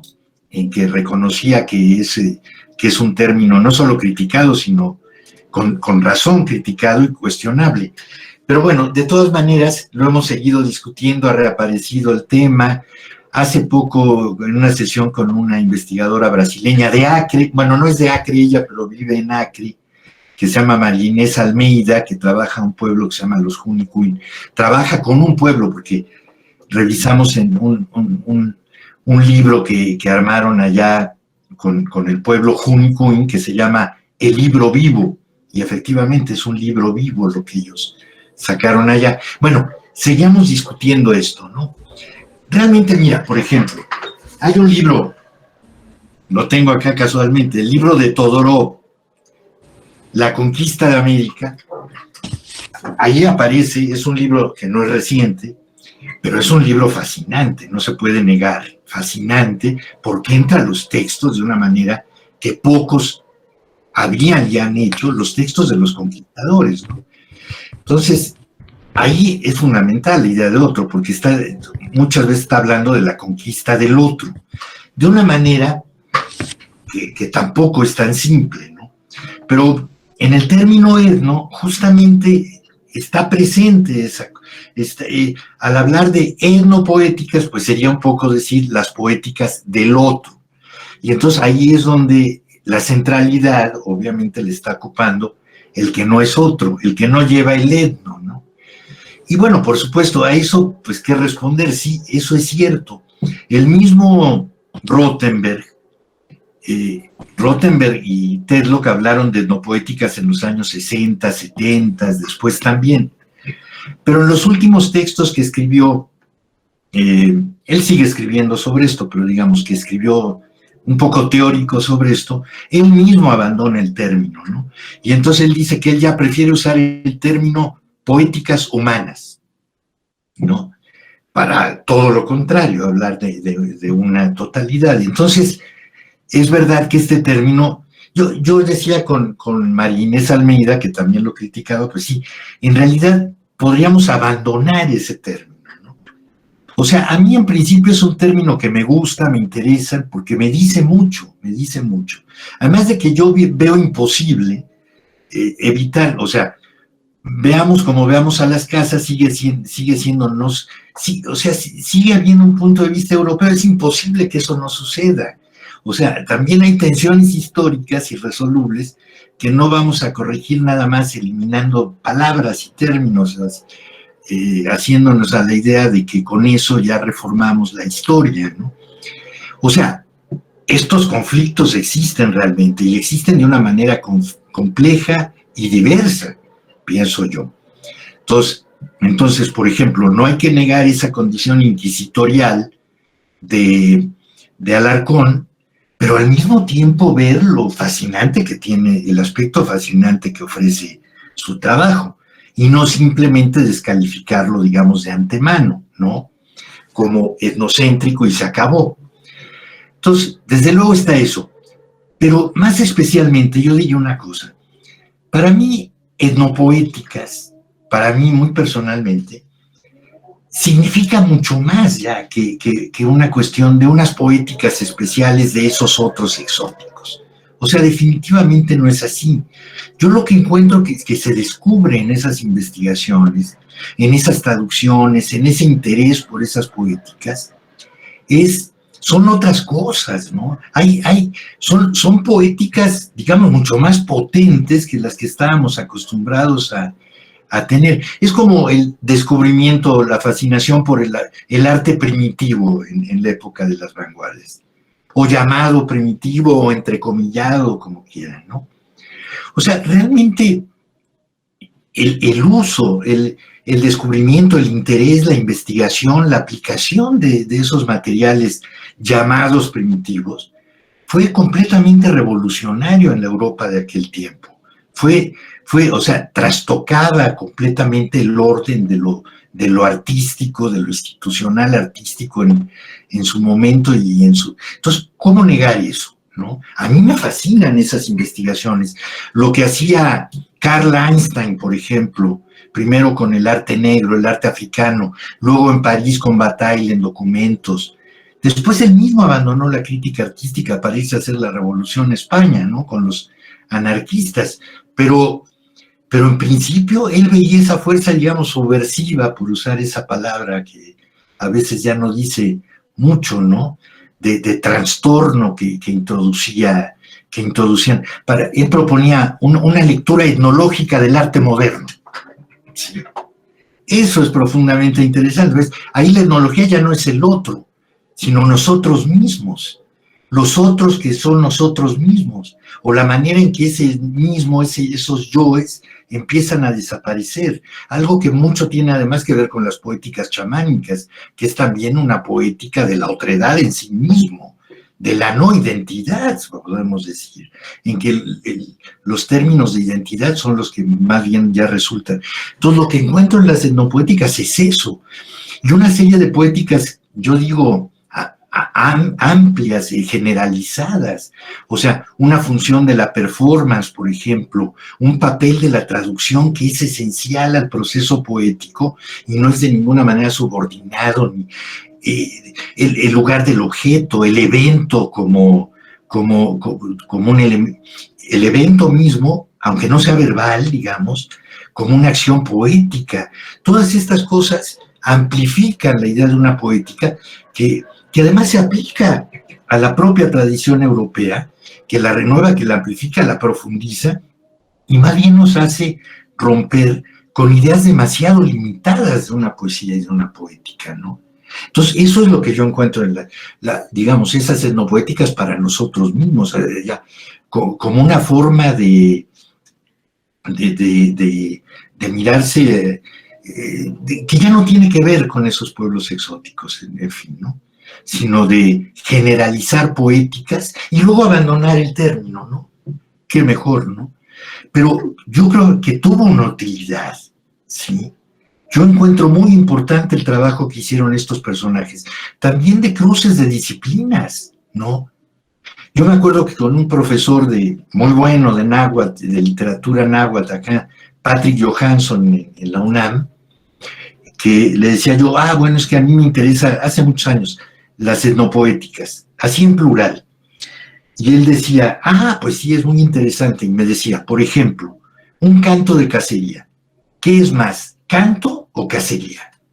Y claro, eso es lo interesante del cruce de la etnopoética. ¿Y hay cuál otro? No sé. Aquí de lo que estamos hablando es que no hay canto sin cacería y no hay cacería sin canto. O sea, la cacería el canto hace eficaz la cacería. Y esta idea de la poética a mí me resulta muy estimulante y va mucho más lejos que nuestra idea limitada como algo que está puesto en un libro, como algo que puramente literario, ¿no? Las bellas artes. Nada que ver, ¿no?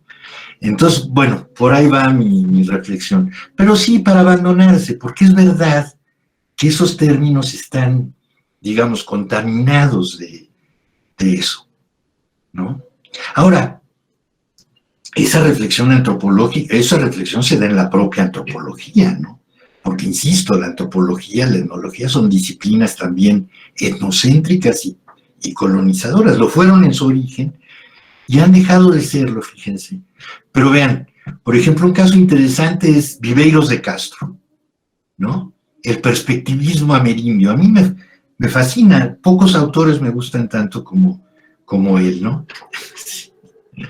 Grande, ¿no? Cada día mejor, además. Y bueno, yo encuentro que en uno de los primeros, de los artículos centrales del perspectivismo amerindio, está Deleuze, ¿no? Está la idea del perspectivismo de Deleuze, que viene de un libro que se llama El pliegue barroco, ¿no? Leibniz o el pliegue barroco, algo así, bueno, por acá lo tengo también, ¿no? Es Leibniz y el pliegue, Leibniz y el barroco, se llama. Un libro fascinante, muy complicado también, ¿no? Pero ahí es donde surge la idea del perspectivismo, como algo que es muy diferente al simple relativismo, ¿no? Y ya el pensamiento de las metafísicas caníbales es de contraconquista totalmente, ¿sí? O sea, es un pensamiento emanado antropológico, emanado de los propios pueblos, humanos y no humanos de la Amazonía, ¿no? Entonces, y no por casualidad está ligado también a una tradición de vanguardia como la antropofagia brasileña, ¿no? Que es un antecedente bueno, Viveiro se coloca en esa misma genealogía, ¿no? Entonces, bueno, es curioso reencontrar ahí el barroco también en el pensamiento antropológico de Viveiros de Castro, ¿no? Pero bueno, o no sé, Víctor, ¿tú qué piensas? Yo estoy ahí en la misma, en el mismo nivel. Me parece muy interesante, claro, cómo exploras esto, la noción de lo... Ahora, lo que sí yo creo muy importante es que no sean esas, o sea, en una clasificación, las etnopoéticas son esas de los pueblos, sí, de los otros pueblos, ¿no? O sea, de hecho no se puede aplicar, a veces se llama etnopoesía, a la poesía, todos los términos son muy complicados.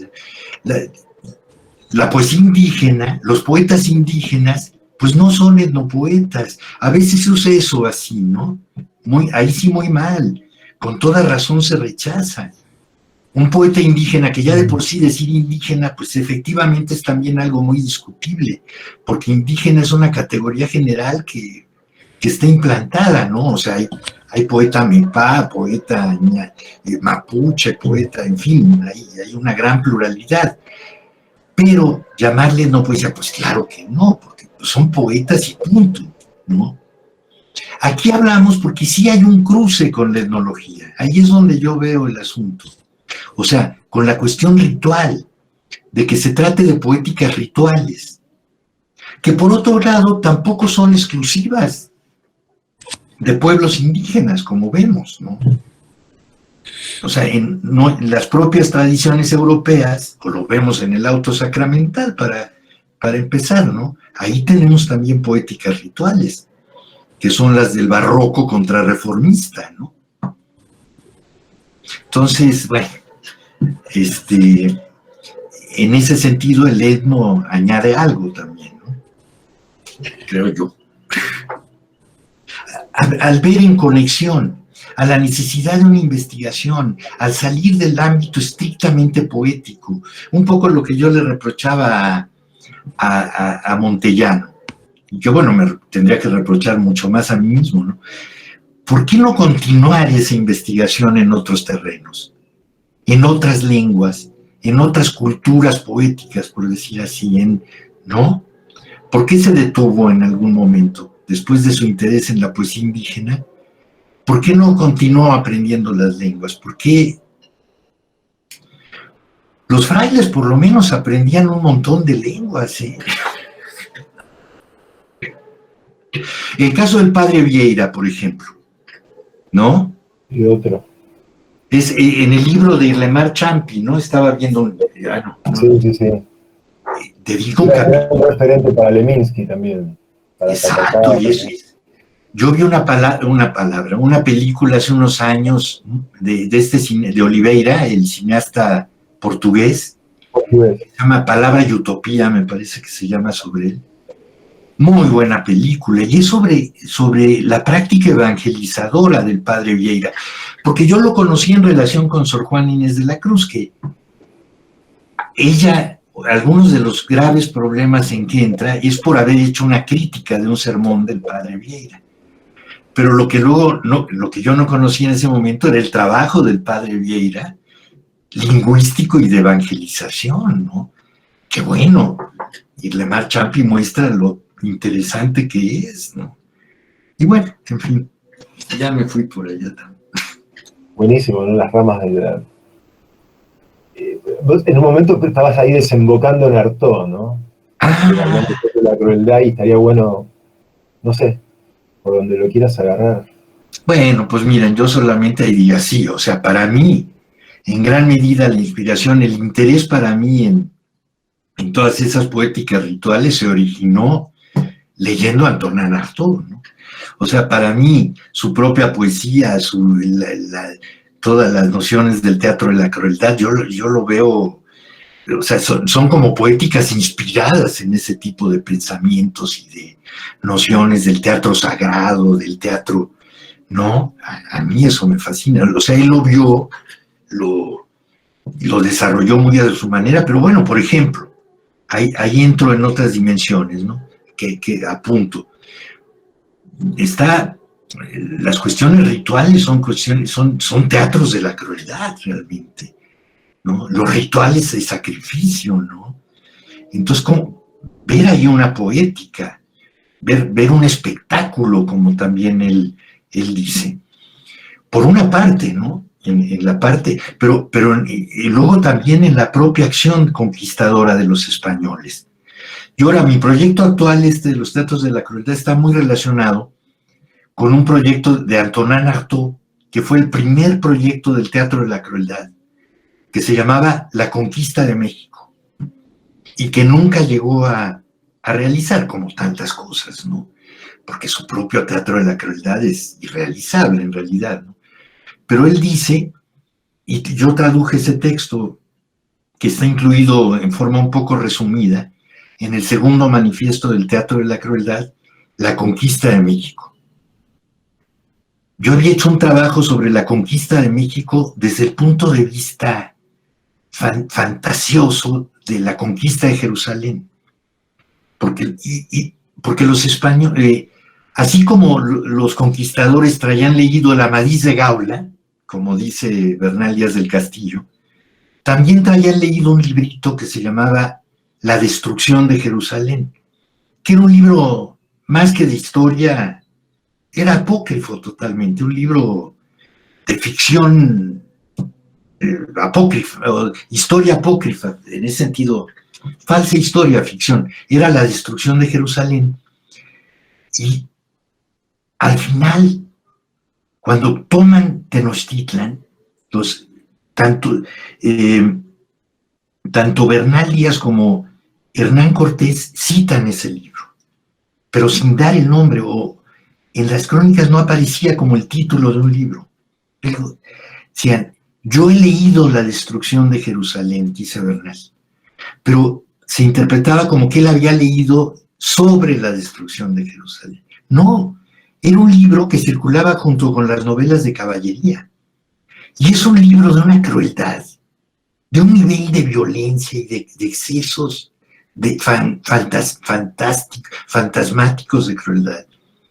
Eso lo puse en un trabajo y descubrí que también Artaud tenía un proyecto de la destrucción de Jerusalén. Pero cuando me encontré con que la conquista de México era su primer proyecto del teatro de la crueldad, dije, bueno, hay que ver la conquista de México desde el punto de vista del teatro de la crueldad. Y además analizar la obra de Artaud. Bueno, el año pasado dediqué otro curso solamente a esas 7 páginas de ese texto. Y bueno, es un texto extraordinario, ¿no? Al que se le pueden sacar muchas cosas. Hay una ópera, no rock, sino una ópera de Wolfgang Rihm, es lo único que se realizó. Y bueno, después decidí que eso se puede aplicar como al análisis de la brevísima relación de la destrucción de las Indias, digamos, desde ese punto de vista que mencioné. O sea que Artaud está por ahí en todo esto. Y una cosa que descubrí hace poco, que hay un libro del siglo XVII, plena época barroca, contemporáneo de estas obras de las que hablamos, que se llama Historia de las crueldades, ¿sí? Y es una historia de un no sé si era teólogo, un francés, dedicado a hablar de los crímenes de los protestantes contra los cristianos en las guerras de religión europeas. Y dice que es una respuesta a la brevísima relación de la destrucción de las Indias de Bartolomé de las Casas. Entonces ahí volvemos a encontrar, en el origen que seguramente Artaud tomó de ese libro, del teatro de la crueldad, ¿no? No se llama Historia de la crueldad, perdón. El libro francés se llama Teatro de las crueldades. ¿Sí? Entonces, la noción misma de teatro de la crueldad probablemente proviene de un catálogo barroco de crueldades escrito en respuesta a la brevísima relación de la destrucción de las Indias de Bartolomé de las Casas. Y bueno, ahí hay una conexión barroca del libro de las Casas también, ¿no? Claro, sin duda. Bueno. Claro, ¿verdad? Va a dar para invitarte de nuevo en otro momento también, porque quedan tantas cosas. Se me pasó volando No, demasiado. Genial, muchas gracias por todo lo que, no sé, buenísimo, muchas gracias, Enrique. No, al revés, la verdad, por invitarme y por escucharme, porque sí es un poco abrumador todo lo que digo, estuve diciendo, me parece. Al contrario, les agradezco mucho, y además salieron cosas muy buenas. ¿Qué? Está todo conectado igual, es como todo es una constelación, ¿no? Que tu experiencia. Bueno, entonces, pues... Sí, un abrazo a todos y gracias, Enrique. No, bueno, pues muchas gracias. Enrique. Qué bueno. Gracias, Enrique.